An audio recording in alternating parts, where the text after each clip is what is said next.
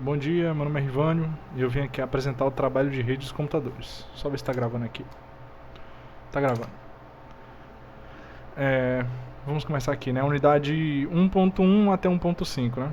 Primeiro, o que é a internet? É uma rede mundial de computadores interligados que permite o envio e recebimento de informações, conectando pessoas e empresas do mundo todo. Basicamente, é uma visão macro do funcionamento de transmissão de dados, né? Tudo de transmissão de dados, não só LAN, mas interligado entre todo o planeta Terra, toda a civilização. Que é um protocolo, né? É um conjunto de regras que define como os dados são transmitidos e recebidos entre dispositivos em uma rede, garantindo que todos falem a mesma língua.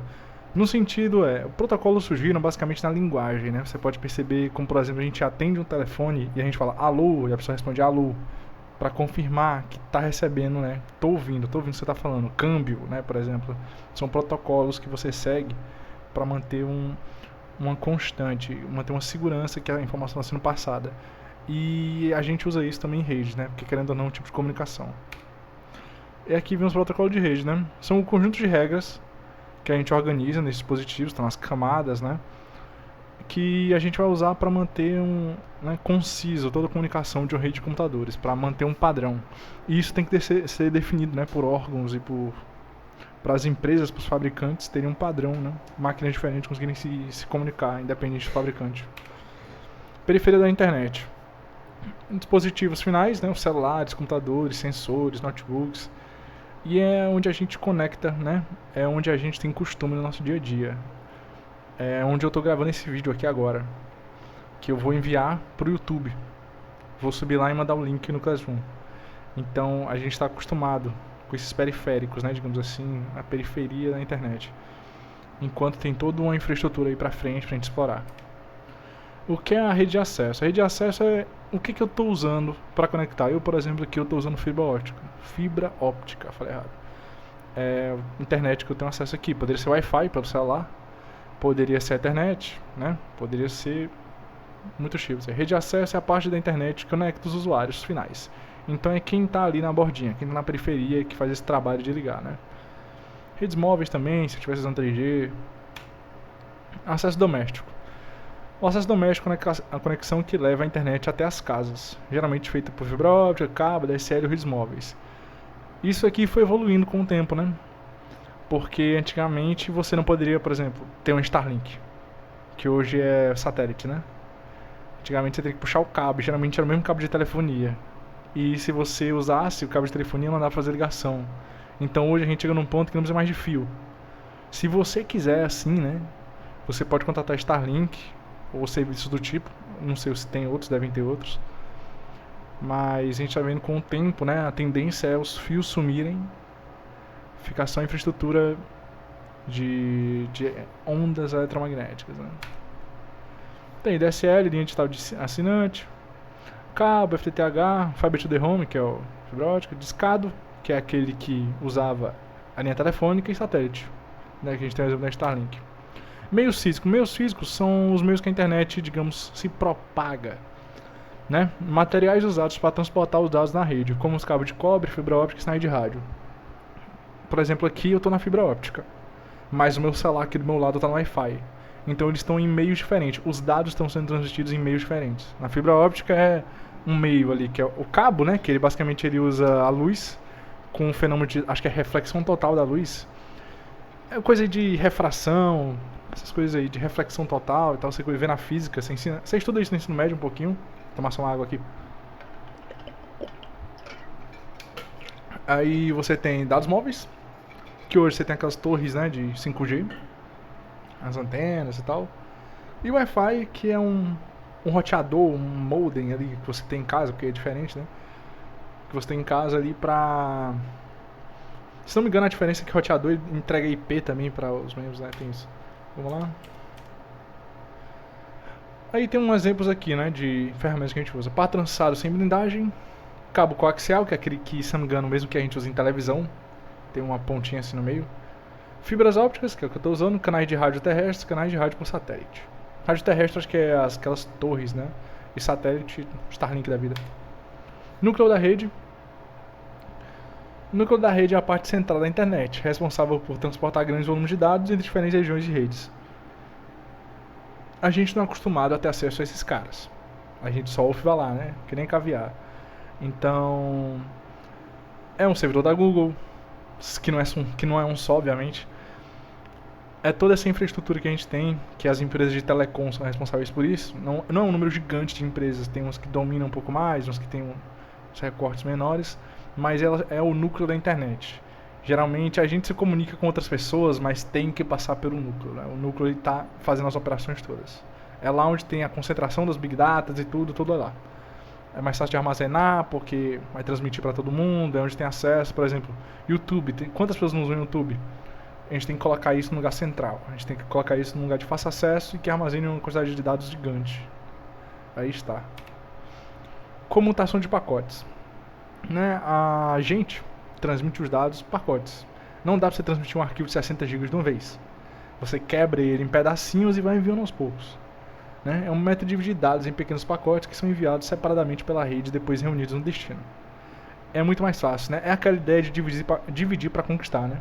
Você pega um problema grande, caramba, enviar um arquivo de 60 GB, meu Deus. Você pode ainda fazer umas técnicas de, como é que é o nome? Zipar, né? Você consegue extrair o arquivo depois, você consegue diminuir o tamanho dele, você quebra ele nos pacotinhos e envia. Mais fácil, né? Os pacotinhos cada vez menores, mais simples de enviar. E imagina, você manda um pacote de 60 GB, deu um erro. Caramba, vou ter que enviar o pacote inteiro de novo, loucura, né? Se der um erro num pacotinho pequeno, você no instante corrige, manda de volta, é coisa linda. Transmissão, armazena e reenvia. No método em que os dados são armazenados temporariamente a um ponto de rede antes de serem retransmitidos ao próximo destino, garantindo que não haja perdas durante o caminho. Qual é a ideia? Imagina que eu tenho que enviar um dado daqui para São Paulo. Estou em Fortaleza, Ceará. Enviei o pacote. Se esse meu pacote ele sempre é transmitido e não é armazenado, se esse pacote der erro ali em Osasco, do lado, ele vai ter que pedir o pacote de novo para mim aqui em Fortaleza.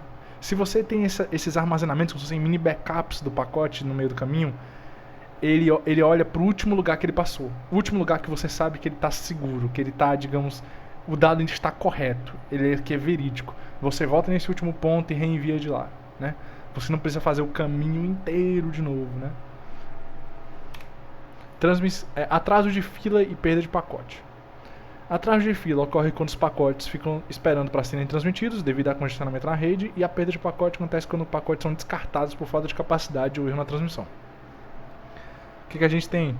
Imagina, você tem um Wi-Fi, uma rede Wi-Fi, por exemplo, de uma academia, tem muita gente. Caramba, não dá. Um restaurante com muita gente, não dá, fica congestionado. É muito pacote entrando e saindo. É muito dado. A banda, né, a largura ali, não consegue oferecer. Não consegue oferecer suporte a todos os usuários.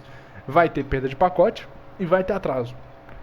Não tem o que fazer. Quando tem muito usuário ou quando a capacidade é muito pequena, é muito baixa, não tem o que fazer. Vai acontecer esse tipo de problema. Aí o que você tem que mudar? Você tem que mudar a estrutura, você tem que fazer uma reorganização da maneira que você envia os dados, de alguma forma, para resolver esse problema. Tabela de repasse e protocolo de roteamento. A tabela de repasse armazena informações sobre os caminhos disponíveis na rede, enquanto os protocolos de roteamento determinam a melhor rota para enviar os pacotes. Então vamos lá. A tabela armazena os caminhos. É como se fosse um mapa, né? O nome das ruas, os endereços. Já os protocolos de roteamento, eles vão dizer, para esse cara aqui, qual é o melhor caminho? Então é como se a tabela fosse o mapa e o roteamento, né? O protocolo de roteamento fosse o GPS. Só garantir que está gravando mesmo? Está gravando, tranquilo. Para voltar aqui.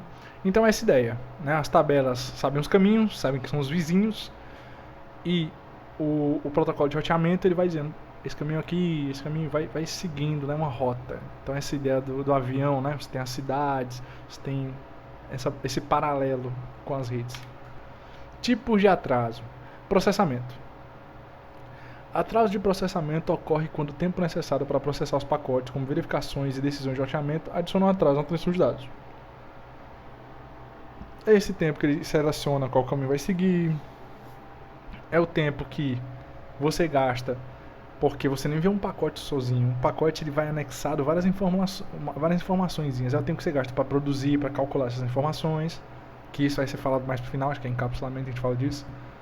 Então, você não só pega um pacote, pega um arquivo, quebra ele em pacotes e envia. Você tem que botar um cabeçalho. Que nem você vai... ninguém mais escreve carta, realmente. Mas se você fosse escrever uma carta, você colocaria destinatário, colocaria seu nome, teria alguma mensagem, alguma coisa... fulano de tal, na casa tal. Você tem que dar mensagens, tem que ter algum tipo de informação para onde aquilo vai, de onde vem, quem que escreveu, esse tipo de coisa. Atraso de fila. Ocorre quando os pacotes ficam guardando na fila de um roteador ou switch devido ao congestionamento, o que aumenta o tempo de entrega dos dados. É o exemplo, né, do restaurante lotado, com Wi-Fi, na academia lotada. Acontece esse tipo de problema, né? Comum no dia a dia. Atraso de transmissão. Outra coisa, né? Não é só com rede Wi-Fi que acontece, não. Se for num estádio, não tem 5G que aguente, meu filho. Não tem. No estádio, muita gente lotada. Aqui nos Castelão bate mais de 50 mil pessoas já. Atraso de transmissão. É o tempo necessário para enviar um pacote de dados através do meu físico, dependendo da largura de banda e tamanho do pacote. Aí você tem, fibra óptica, velocidade da luz. Caramba, é muito rápido, meu irmão, é rápido demais, mas tem um tempo. Tem um delay, existe um atraso. E é porque é o mais rápido que a gente conhece. O mais rápido que a gente conhece, já existe um delay, obviamente, é mínimo, né? Aí você vai comparar com Wi-Fi, aí você vai comparar com discado. Aí a velocidade cada vez diminui e você, caramba, sente uma diferença. Não tem como. Por isso que fibra óptica hoje é o top, né? O topo que a gente tem aí de velocidade. Atraso de propagação é o tempo que os sinais levam para percorrer a distância entre o transmissor e o receptor, dependendo da velocidade do meio físico e a distância entre os dois. Tem um paralelo, né? Arquitetura de camadas. É isso. Arquitetura de camadas. Um modelo que divide as funções de comunicação e redes em camadas distintas, cada um com responsabilidades específicas, facilitando a gestão e a interoperabilidade dos sistemas. Essa ideia de dividir e conquistar. Você não precisa de ter um serviço só que adicione toda a informação que um pacote precisa, que faz todo esse procedimento. Você divide isso em camadas e você trabalha elas isoladamente, sendo de certa forma independente de outra, mas tendo uma ordem, né? Existe uma ordem, o pacote não segue uma ordem aleatória, existe uma definição. Então você consegue criar um sistema conciso ali, que você separa o trabalho direitinho, cada um faz a sua parte, no final, essa ideia, né, meio industrial, né, que você tem na tecnologia. Camada de protocolo. Camadas de protocolo são divisões dentro da arquitetura da rede, onde cada camada é responsável por funções específicas, como transporte de dados, roteamento e segurança, e elas interagem para garantir a comunicação eficiente entre os dispositivos. Então é isso, né? O objetivo que a gente tem é manter seguro e eficiente. Então a gente divide esse problema, quebra em vários pedaços e resolve esses problemas pequenos e vamos construindo uma coisa maior no final, né? Camada de aplicação é a camada mais alta da arquitetura de rede, responsável por fornecer serviços diretos aos usuários, como navegação na web, e-mail e transferência de arquivos. É o que a gente está acostumado, né? É o que eu enxergo, digamos assim, é o que eu consigo interagir diretamente. Seja uma rede social, seja um jogo, é o que você está interagindo. Camada de transporte é responsável por garantir a entrega correta e ordenada dos dados dentro do dispositivo, gerenciando o controle de fluxo, correção de erros e segmentação de pacotes. Camada de transporte são as responsabilidades dela manter isso aí.